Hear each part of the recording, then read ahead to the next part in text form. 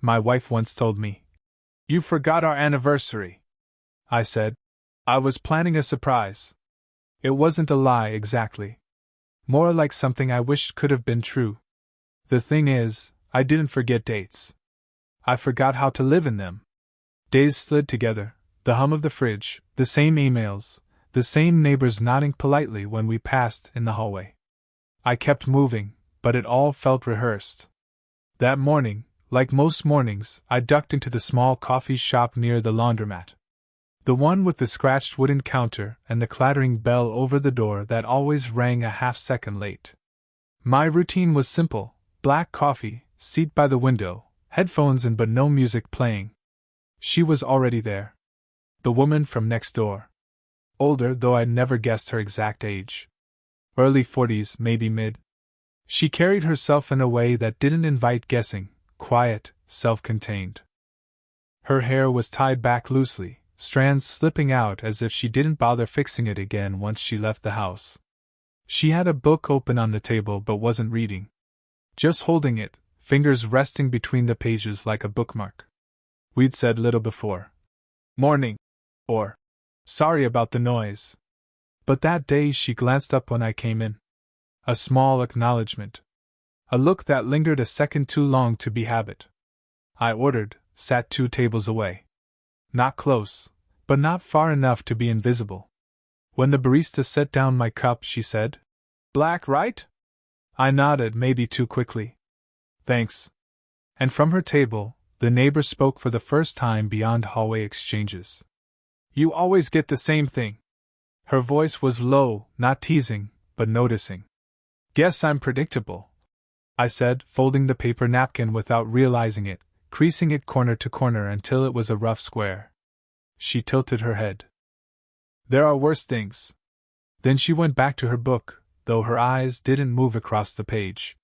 It should have ended there. Just small talk. But something about the pause, the way she smoothed the edge of her sleeve with her thumb, kept me from looking away. I stared at the steam rising from my cup, not drinking it. My phone buzzed once in my pocket. A message I didn't open. Probably my wife. Probably another question left unanswered. I wondered then how someone could be in the next room of your life and still feel out of reach. She closed her book gently. "Heading back?" she asked, like it was casual. But her eyes flicked toward the window, where a building stood half a block away. "Yeah," I said, standing though my coffee was barely touched. "You." "Eventually." She slipped the book into her bag, careful, like the act itself bought her more time. We walked out together, not side by side but close enough that the space between us felt deliberate. The bell over the cafe door rang late, again, echoing behind us. At the corner, she stopped. "I'll see you around," she said. A phrase that could have meant anything or nothing. I nodded, holding her gaze a fraction longer than polite. Then she turned, and the distance between us stretched out, half a block, then a whole. When I reached my apartment, I finally pulled out my phone. The text glowed on the screen: "You forgot our anniversary." I stood in the hallway, door half open, thumb hovering over the keys. I typed back, I was planning a surprise. But I didn't hit send. The coffee shop moment should have dissolved into routine. A glance, a line or two, nothing more. But that night, I kept hearing her voice, low, steady, unhurried. The way she'd said there are worse things. The next week, I saw her again. Not at the cafe, but in the hallway between our apartments. She was balancing a grocery bag on one arm, fishing for her keys. A carton of tea slipped halfway out, threatening to fall. "Here," I said, stepping in before I could think. I steadied the bag, brushing her sleeve by accident. She glanced at my hand, then at me, like she was deciding whether to accept the help. "Thanks," she said softly. "I keep buying more than I can carry. Bad habit." "You drink a lot of tea?" She smiled faintly. "Old one. My mother used to brew chamomile before bed. Said it quieted the house. I guess I never grew out of it." She said it like a confession, not a detail. Something I wasn't meant to know, but now did. We stood in front of her door, the air heavy with silence. Finally, she unlocked it, nudged it open, then glanced back. "Do you want one?" "Tea, I mean." It was the first time I'd been inside her apartment.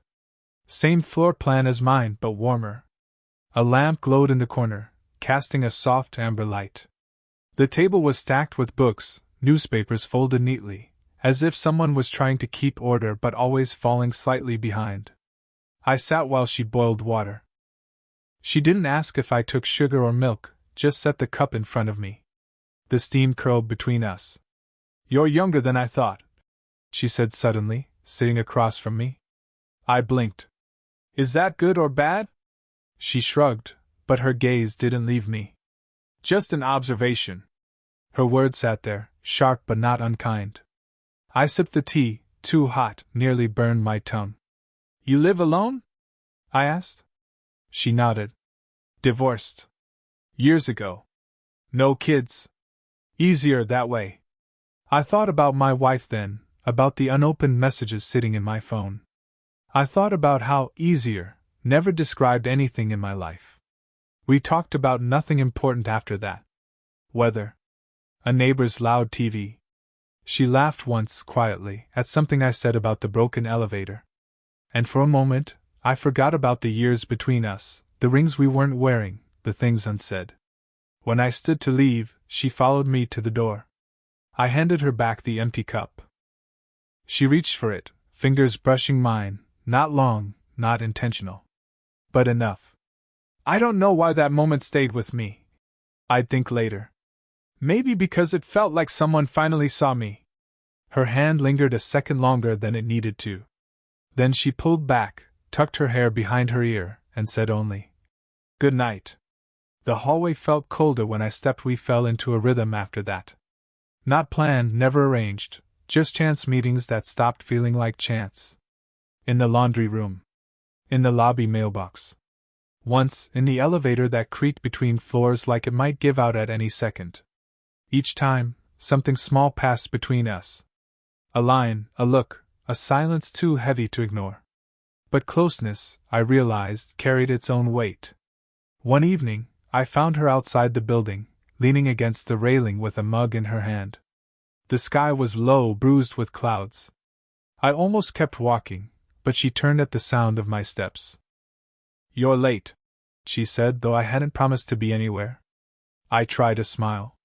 "Work." She took a sip, eyes narrowing slightly, as though she could tell I wasn't telling the whole truth. I leaned against the rail beside her. Too close. Close enough that I could smell the faint citrus of her shampoo. We stood like that, not talking. The silence pressed harder than words. "You shouldn't," she began, then stopped. Fingers tightened around her mug. "Shouldn't what?" Her eyes flicked to me, then away. "Nothing." The air shifted. I thought, for a second, that she might step closer. Instead, she stepped back.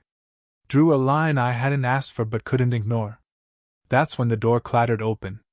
Another neighbor, an older man in slippers, fumbling with a bag of trash, stepped past us, muttering something about the weather. We both straightened too quickly, like kids caught where they shouldn't be. After he left, the moment had already collapsed. She exhaled, half laugh, half sigh. "See? Always someone watching." I wanted to ask, and if no one was, but I didn't. Instead, I traced a finger over the railing, the chipped paint catching at my skin. Later that week, I knocked on her door with an excuse, a misdelivered package. She invited me in, casual, like it meant nothing. But she moved differently, slower, cautious. We sat in her kitchen. She poured tea again, though neither of us drank it. My hand rested on the table. Hers brushed against it once, deliberately or not, I couldn't tell. "Why do you keep—" I started, then shook my head. "Keep what?" "Never mind." She looked at me for a long moment, eyes soft but searching. Then she stood, as if to break the spell. Reached for the kettle, though it wasn't needed. I watched the curve of her shoulder, the careful way she avoided looking back. When she finally turned, I was already standing, closer than I meant to be. She froze. Just for a second. Her breath caught, barely audible. We didn't move.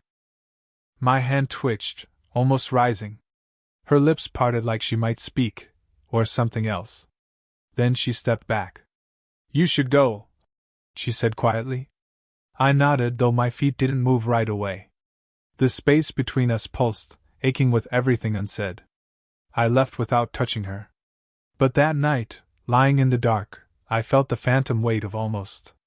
Out.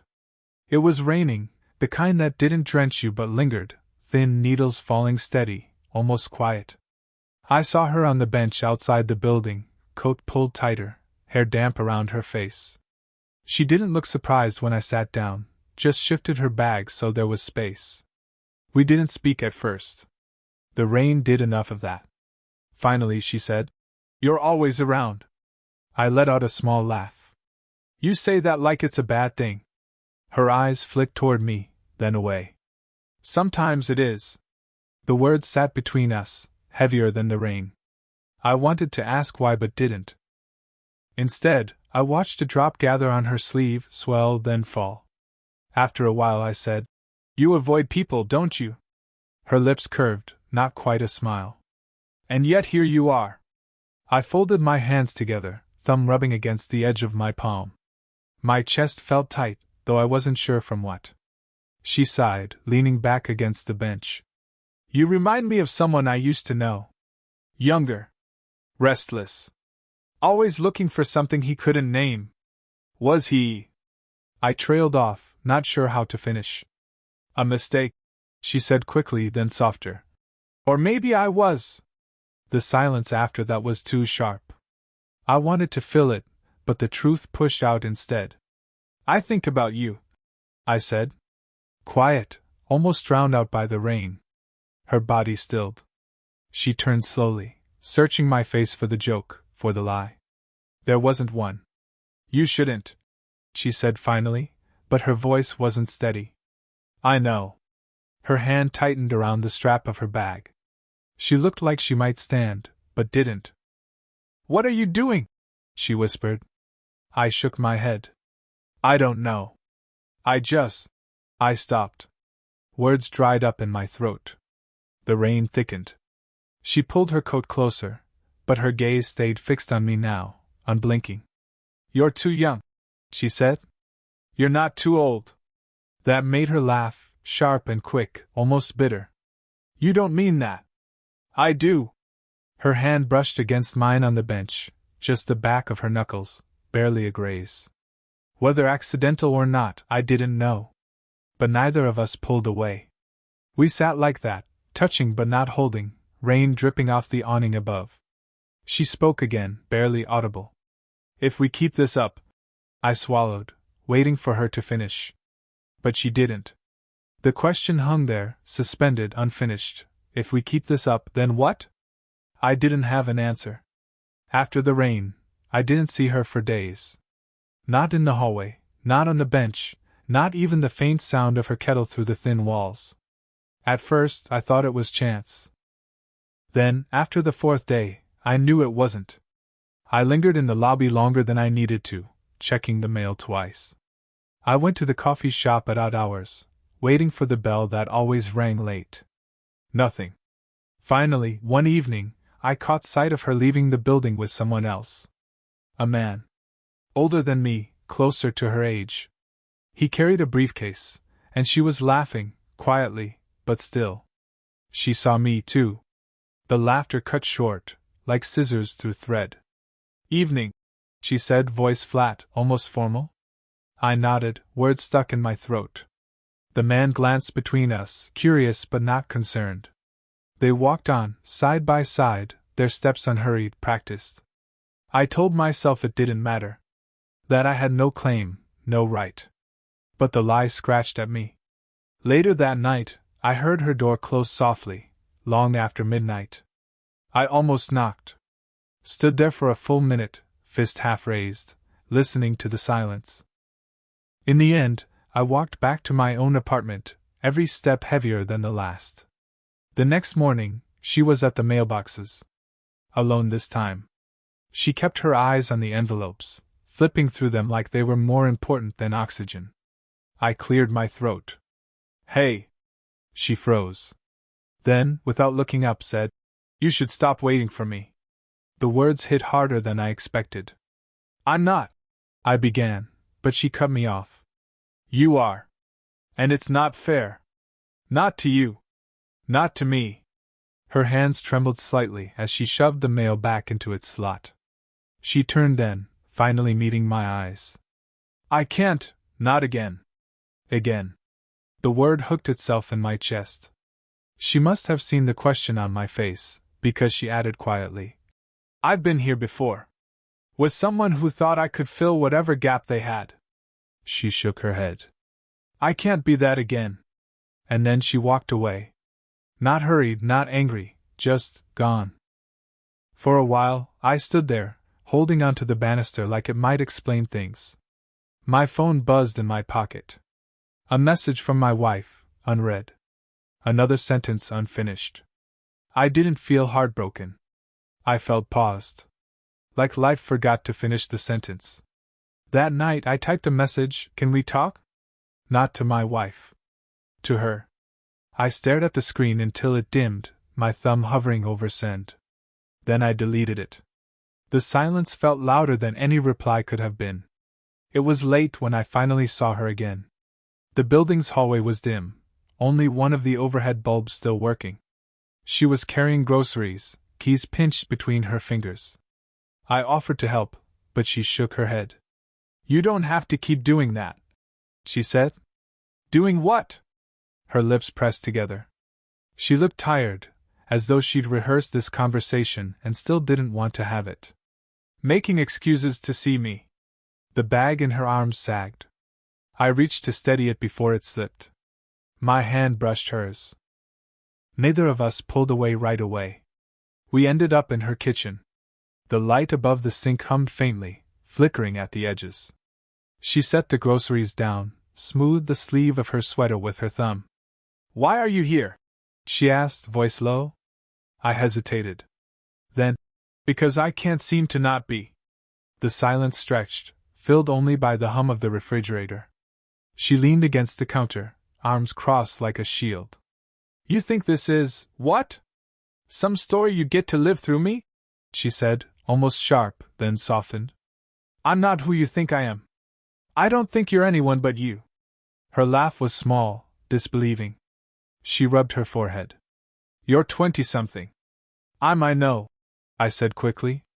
You don't. I do, I insisted, though my voice cracked. I know it's complicated. I know it's wrong in ways I can't name. But when I'm here, I stopped. My chest tightened. When I'm here, I feel like I exist again. She looked at me then, fully. No guarded glance, no half-turn away. Just her eyes on mine, steady, unflinching. I'm afraid, she admitted. The words were barely audible, but they filled the room. Me too. Her arms lowered. She exhaled slowly, like letting something go. If we do this, there's no pretending afterward. I nodded. My throat was dry. I know. We stood there, the distance between us impossibly small, yet still a distance. My hand hovered, then dropped to the counter instead. The restraint cost something. I felt it deep. For a moment, she reached out, fingers almost finding mine, but pulled back. Her eyes softened, though, and the fight in her shoulders eased. Finally, she said, Okay. Not a promise. Not a beginning or an end. Just the smallest word, spoken like it mattered. I smiled, faint, unsure. She did too, barely. It wasn't a kiss, or a declaration. It was a human truce, the kind you can only make when you've both been carrying too much for too long.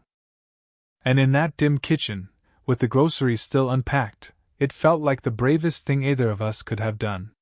Time has its way of smoothing sharp edges. Not erasing them, just making them bearable. Weeks passed. The silences between us grew different, less like walls, more like pauses you can breathe in. We never announced anything. Not to neighbors, not to anyone. It wasn't the kind of thing that needed announcing. It was in the way she left her door unlocked when she knew I'd be home late. The way I started buying chamomile tea without telling her, just so it was there. The way she remembered I took my coffee black and set the cup on the counter without asking. One morning, I found her on the bench outside. Same place as before, though the rain had gone, replaced with a pale, forgiving sun.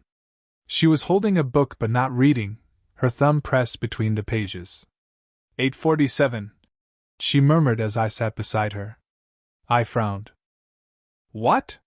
She tilted her head at the church bells across the street. They rang on the 47th minute, not the hour. That's when you always showed up. Coffee in hand? Same order, same seat. I laughed softly. Predictable, remember? She smiled, the kind of smile that doesn't need to go wide to be felt. Worse things. Her hand rested on the bench between us, open. Not reaching, not pulling back. Just there. I set mine beside it. Not holding, not clutching. Just there. We sat like that, and I realized this was what we'd built, not fire, not frenzy, but something steady enough to last through rain and mornings and all the in-betweens. Later, in her kitchen, she poured tea. I took a sip, though it was still too hot, burning the tip of my tongue. She noticed, hid a laugh behind her hand. I pretended not to, but we both knew. It wasn't perfect. There were still moments I felt the weight of years, the shadow of choices made elsewhere. There were nights when silence pressed too heavy, when I wondered if we'd tip back into distance. But then she'd look at me, or I'd catch her folding a napkin the same way I used to, and it was enough. I didn't feel paused anymore. I felt continued. In a way I hadn't thought possible. On the bench, as the bells faded, she leaned slightly toward me. Not a kiss, not a claim. Just close enough that her shoulder brushed mine. Okay? She asked, barely above a whisper. Okay, I said. And we stayed there, not moving, not needing to. Because some endings aren't endings. They're just the quiet beginning of something finally steady enough to keep. Did this story stay with you? What kind of quiet, real love stories do you want to hear next?